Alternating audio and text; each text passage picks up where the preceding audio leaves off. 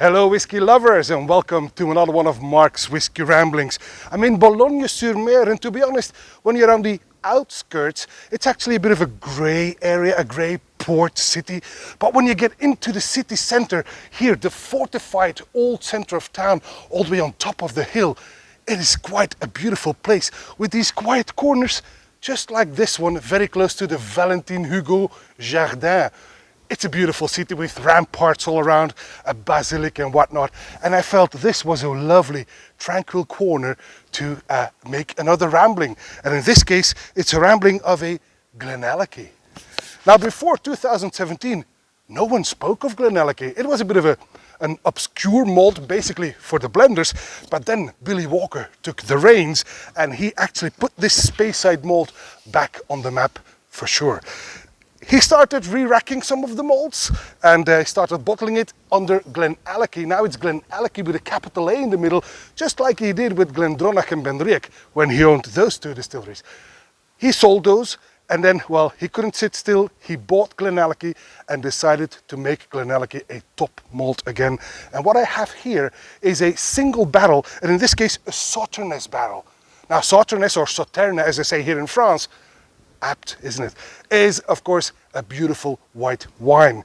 Now this is a single cask from 2009 that spent its whole 10 years in that Sauternes barrel, and then it was bottled at 58.5% ABV.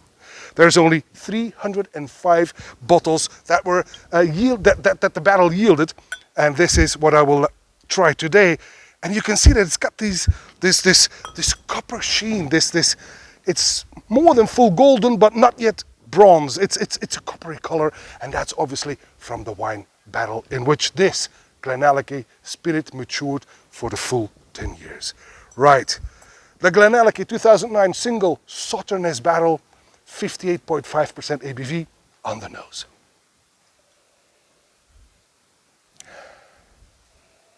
It's a bit rough at first. Grain, yeast is there. Quite rough and quite in your face, to be honest. A bit alcoholic as well, but allowing it to breathe helps. I find that now that it's been in the glass for a minute, already some fruity notes are shining through. I get some apricots here, some Sauternes as well, some pineapple and even some banana. It becomes lovely, but it needs a bit of time, it needs a bit of air. So I would suggest, if you have the time, pour it, leave it for a couple of minutes, and then go back to it. I haven't got that time right now, right? Here we go. So the rough nose becomes fruity as it is exposed to some O2. It does become better indeed. Right, on the palate.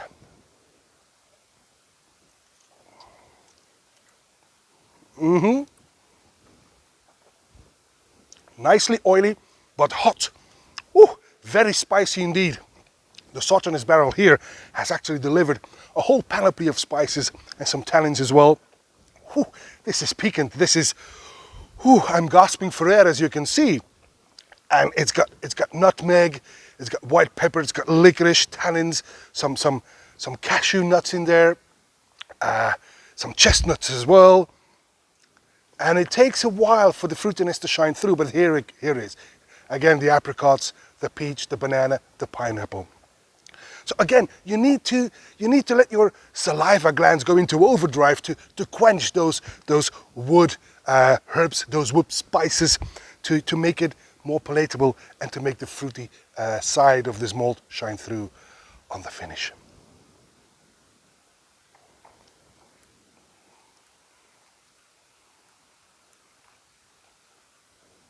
Now that finish is long, spicy, but now it is indeed fruity as well. This is a lovely finish. The finish, in my opinion, is the best part of this malt. This is beautiful. The spices fade away gently, leaving your mouth semi-dry, but with this lovely fruitiness in there. Orange fruit, yellow fruit, almost tropical. Well, it's a GlenAllachie that needs some time, that needs some patience maybe, but then it does turn out to be a lovely, spicy and fruity dram indeed. And I would like to thank my friend Ronnie, who provided me with this very generous cask sample. There was still a lot in there, but I've tried it a couple of times before, obviously. Beautiful malt if you give it enough time. And that's all for this Whisky Rambling from the beautiful old fortified city of Boulogne-sur-Mer, northern France on the coast. Lovely, lovely place to stroll around. Lovely place to enjoy a wee bit of a malt. That's all for this Whisky Rambling, and I hope to see you at one of Mark's Whisky Ramblings real soon. And until then, may the malt be with you. Bye-bye.